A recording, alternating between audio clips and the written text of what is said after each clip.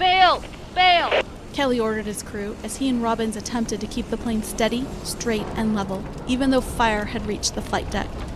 As the crew cleared, the Flying Fortress spun out of control, throwing Kelly and Robbins against the cabin wall. Well, hell, this is it, Lieutenant Robbins thought as he tried to reach the overhead cockpit escape hatch, but he couldn't move. And then the B-17 Flying Fortress exploded in a blinding blast. Anastasia Harmon here. Thanks for joining me for Left Behind the Scenes. These mini-episodes allow me to chat with you about a variety of topics in an informal, close to one-on-one format.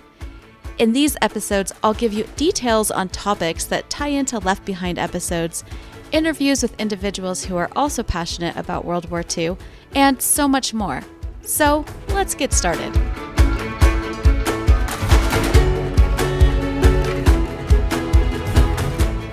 This episode is being published the Friday of Memorial Day weekend, 2024, a few days earlier than my usual published day, so that we can share the stories of 5 brave men who were killed in action during the first few months of World War II.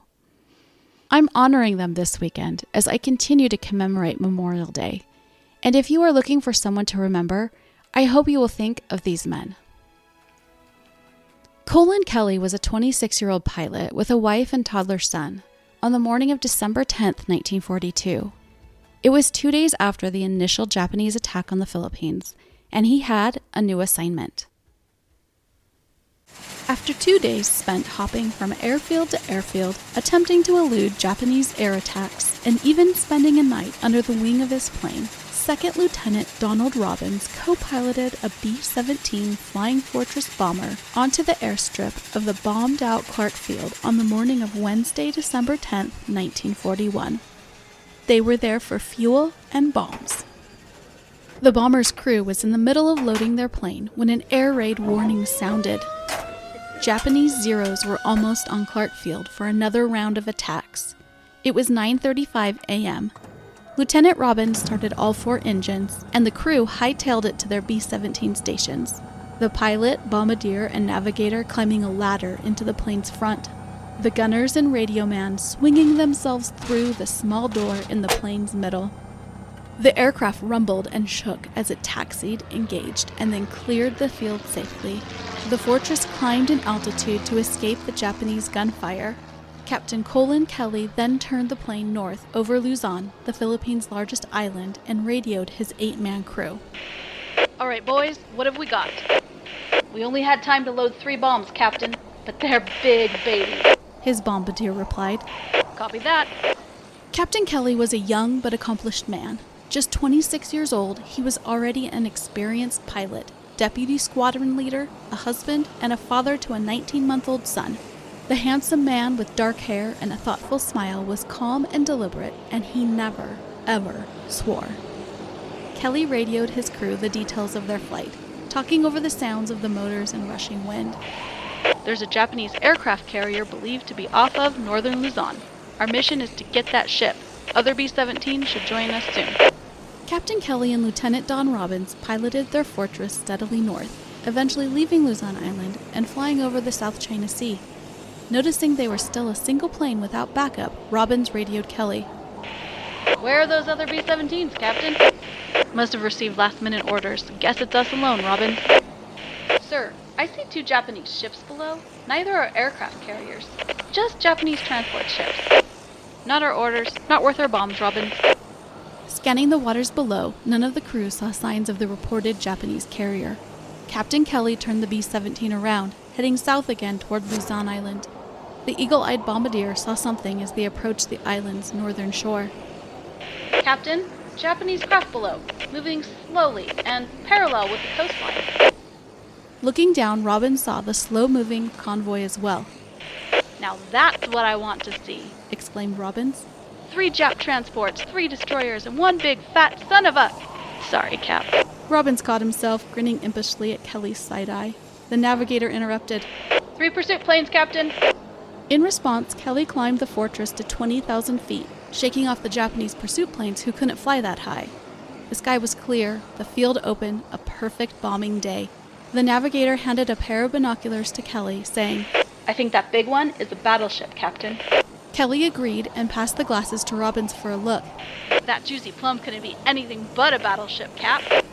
From their safe altitude of 20,000 feet, Kelly took 2 passes over the ship while the bombardier set up for the drop. The bomb doors opened on the plane's underbelly, directly behind the flight deck and right in the middle of the aircraft. On the plane's 3rd pass over the convoy, the bombardier dropped the plane's 3 600-pound demolition bombs in a rapid train. A near miss, a direct midship hit, a near miss at portside. Robbins cheered into the radio. Boy, you sure tagged it! Bombardiers don't come any better than you. Below them, the large Japanese ship was burning fiercely. Clouds of smoke rose from the impact site. The ship started weaving and heading toward shore, leaving an oil trail behind it. Highly satisfied with their bombing run, Kelly turned the plane back to Clark Field while dropping to 10,000 feet. Radio Clark Field with a report and for instructions, Kelly ordered his radio operator. It was an ill-timed order. As the radio operator turned from his battle position, 2 or 3 Japanese Zeros, one piloted by ace flyer Saburo Sakai, emerged from a low bank of clouds under Kelly's fortress. Sakai was part of the Japanese force that had destroyed Clark Field just 2 days previous. The Zeros' attack was immediate. Machine guns and cannon fire set the B-17 flying fortress on fire. Kelly hollered over his radio to the machine gunners in the plane's waist and tail. Battle stations! Fire! Fire! Beat them off! Japanese attacks hit the fortress's radio compartment, and the oxygen supply blew up. Kelly dove the plane into clouds, trying to lose the Zeros. There's a bonfire on our left wing! Damn, Cap, we're burning like a holocaust! Co-pilot Robbins yelled, while Kelly continued to call for the machine gunners to down the Japanese craft. Bail! Bail! Kelly ordered his crew as he and Robbins attempted to keep the plane steady, straight, and level, even though fire had reached the flight deck. The rear machine gunners and radio operator got out first, abandoning their guns and jumping into the clear Philippine sky, parachutes strapped to their backs. The bombardier and navigator left through the frontal escape. Sakai and his counterparts strafed the parachutists, but they all landed safely. As the crew cleared, the flying fortress spun out of control, throwing Kelly and Robbins against the cabin wall. Well, hell, this is it, Lieutenant Robbins thought as he tried to reach the overhead cockpit escape hatch, but he couldn't move. And then the B-17 flying fortress exploded in a blinding blast. Moments later, Kelly's B-17 hit the ground about 3 miles east of Clark Field. The impact scattered parts over a 500-yard area. The wreckage still burned as the Clark Field search party arrived to find the plane's tail completely missing. Most of the crew had parachuted to safety, but a rear machine gunner's body lay 50 yards from the wreck. He had been killed in the air by Japanese bullets that had pierced the plane's waist. The body of 26-year-old Captain Colin Kelly was next to the wreckage, his parachute unopened. Kelly's was the first B-17 bomber shot down during World War II, just 2 days into the U.S. entrance to the war. And Captain Kelly became the first real hero of the war. His heroism and sacrifice were heralded around the country, and he received the Distinguished Service Cross for extraordinary heroism and selfless bravery. Wisconsin native James Caldwell was commissioned as an Army officer in the Army Corps of Engineers shortly after he graduated from the University of Wisconsin-Madison in 1940 with a degree in mechanical engineering. He arrived in the Philippines in July 1941 and became attached to Company C, 803rd Engineer Battalion. Initially stationed at Nichols Field and tasked with improving its runway, Lieutenant Caldwell and Company C retreated to Bataan in late December 1941. Once on Bataan, Company C was charged with improving the small Kakaban and Bataan airfields for what remained of the almost completely destroyed U.S. Air Forces in the Philippines. They also worked to improve roads around the airfields. On January 15, 1942, Lieutenant Caldwell, the ROTC graduate, and 3 other lieutenants were inspecting repair work on Bataan Airfield. At noon, several Japanese dive bombers began bombing and strafing the field. The 4 men ran for cover. 3 of them made it out of the plane's sights, but 23-year-old Lieutenant Caldwell didn't. He was killed in action just 5 weeks into World War II and only about 18 months into his Army officer career. He had been recommended for a promotion just the day before. Lieutenant James Caldwell was buried at the west end of the Bataan Field runway. But his grave must have been unmarked or a mass grave because his remains could not be accounted for at war's end. His body was considered unrecoverable, and his name appears today on the tablets of the missing monument at the Manila American Cemetery. He was survived by his mother, father, and a younger brother, and he was one of only 2 company seamen killed during the Battle of Bataan, which lasted from January through early April 1942.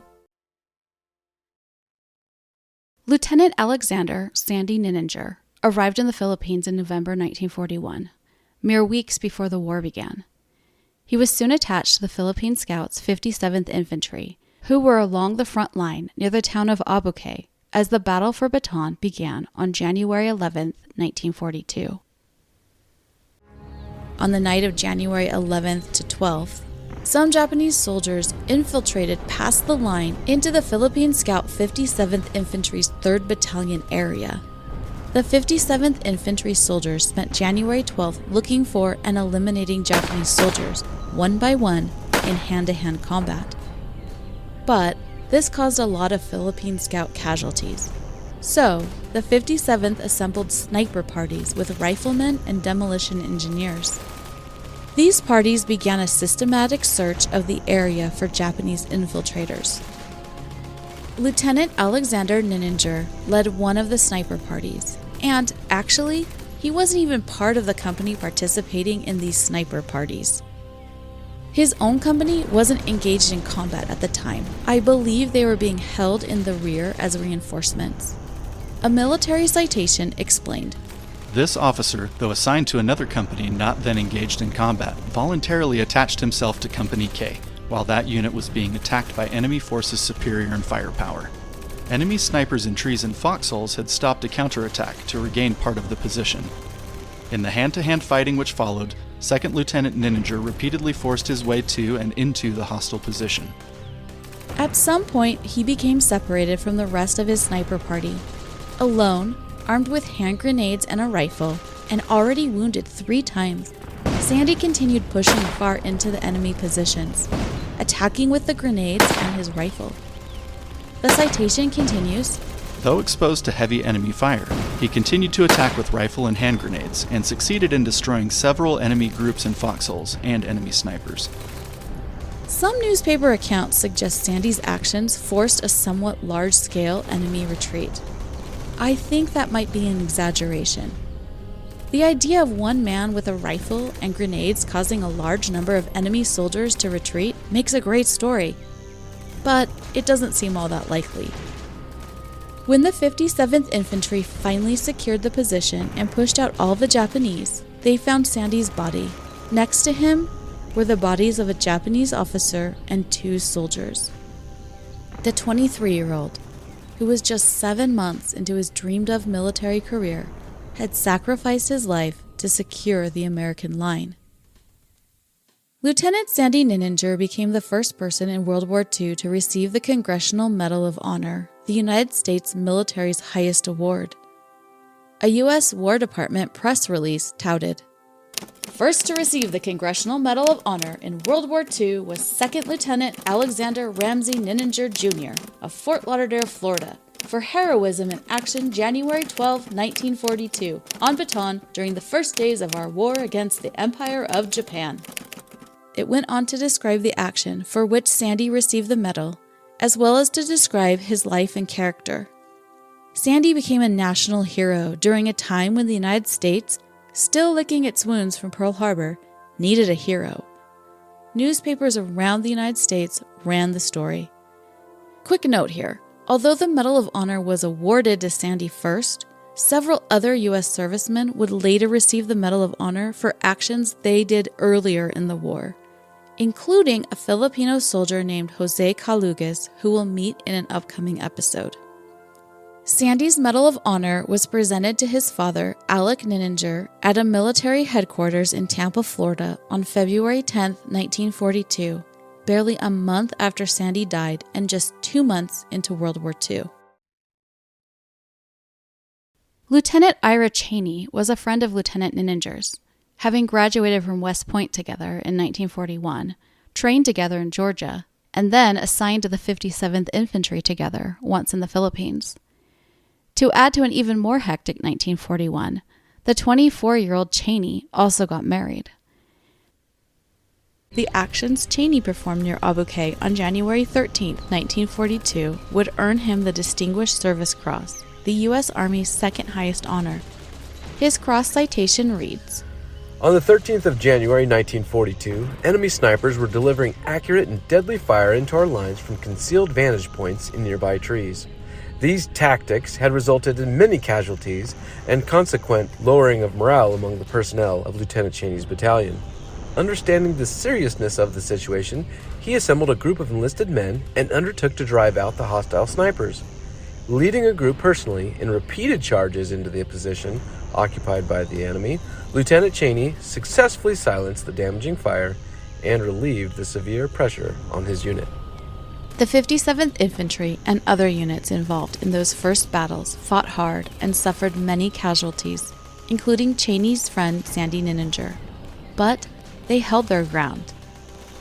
And then, a week later, on January 20th, Cheney's company was called south to the Quinnan Point on Baton's western coast, where they were assigned to clear the point of a Japanese landing unit. It was difficult fighting in dense jungle foliage. I described this battle in episode 14 if you'd like to hear more details. A report later stated, On 30 January 1942, Lieutenant Cheney was killed after advancing approximately 100 yards while leading an attack on Japanese positions. A counterattack by the Japanese forced the American forces to withdraw several hundred yards. Cheney was 5 days shy of his 25th birthday. He had been in the Philippines just 9 weeks. Because the Japanese had taken the position, his unit was not able to retrieve Cheney's body until a week later when U.S. forces had retaken Quinnan Point. When found, Cheney was identified by his company's captain, and the grave's registration officer said the body would be taken to a cemetery near Mariveles on Baton's southern tip. 3 months later, the U.S. War Department publicly announced that Ira Cheney had been awarded the Distinguished Service Cross. Ira's parents and his young wife Lillian were presented with the medal and citation at a ceremony in California. 31-year-old Captain Noel Castle joined the U.S. Marines in 1936 after graduating college with a degree in engineering. He excelled at marksmanship and became part of the Marine Corps Rifle and Pistol Marksmanship Team, eventually winning the top honor for marksmanship in the nation. He arrived in the Philippines with the 4th Marines about a week before the war began and was soon stationed on Corregidor Island, where the Marines were charged with beach defenses. Early in the morning of May 6, 1942, Japanese landing forces invaded Corregidor, and Castle was one of the first lines of defense. By 11:50 p.m., 50 minutes after the first landing, Japanese forces had reached Denver Hill, which is located about halfway between infantry and cavalry points. The Allied forces had planned to withdraw to the gun battery there and create a reinforced line in case of successful Japanese landings. But by the time the Allies got there, the Japanese had already slipped through the lines and had begun digging into that position. Army historian Lewis Morton wrote, It was only when he heard voices, quote, not American, that a Marine on Denver Hill realized the enemy had reached that point. The place, he wrote, seemed to have Japs all over it. When Marine Captain Noel Castle, he's the marksman who always carried 2 pearl-handled pistols, found out that the Japanese had taken over Denver Hill's battery, he assembled a company of Marines to drive the Japanese out of the battery. Gathering his men and disregarding cautions not to lead the attack himself, Castle told his company, Let's go up there and run the bastards off! Castle's men advanced, colliding with Japanese forces in a bloody face-to-face combat that halted the Japanese advance, but also repulsed the Marines. Meanwhile, wrote Marine historian Miller, Castle left the battle line and ran to an abandoned .30 caliber machine gun, which he put into working order while completely covered by enemy fire. Castle opened a devastating fire with the machine gun, forcing the Japanese to cover, which allowed the American advance to continue. The Japanese fell back to the Denver battery positions, but Castle was hit by Japanese machine gun fire and killed. With their commander down, the attack ground to a halt. Here's one of Castle's corporal's accounts of Castle's death. About a yard from the embankment on the north side of the road, he was hit by what I believe to be rifle or machine gun bullets. I saw him fall forward and disappear from sight over the edge of the road. A private checked on him, then told me that Captain Castle was hit in the chest and abdomen and was in a bad way. The private told me that the captain could not move and that he had loosened his pistol belt and other equipment. They never saw their captain alive again. Castle was posthumously awarded the Silver Star for his actions that morning. 5 young men who gave their all in defense of their country and the Philippines in an all but forgotten part of World War II. Each day this weekend, I'll be posting images and short bios of each of these men on the Left Behind Facebook page. If you're on Facebook, please consider sharing their posts on your own page. My hope is that together we can give our friends and family some remarkable men to remember this Memorial Day weekend.